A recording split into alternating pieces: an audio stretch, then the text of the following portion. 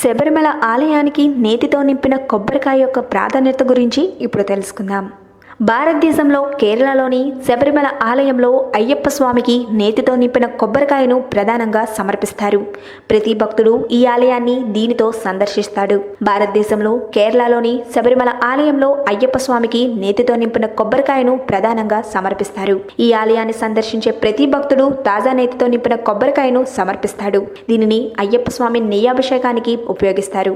ఈ దేవుని దర్శనమైన తర్వాత భక్తుడు అయ్యప్ప స్వామి నెయ్యాభిషేకం కోసం కొబ్బరికాయను సమర్పిస్తాడు. ఈ కొబ్బరికాయను ఆలయానికి ముందు ఉన్న పతినేతం పడి అంటే పవిత్రమైన 18 మెట్లకు సమీపంలో ఉన్న హోమగుండంలో పాడేస్తాడు.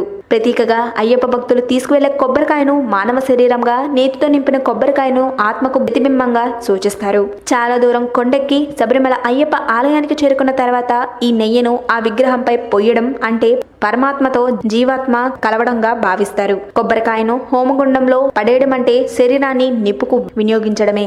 తర్వాత మన ఆత్మ అయ్యప్ప ఆత్మతో కలుస్తుంది. శబరిమల ఆలయంలో నేతితో నింపిన కొబ్బరికాయకున్న ప్రాధాన్యత గురించి తెలుసుకున్నారు కదా.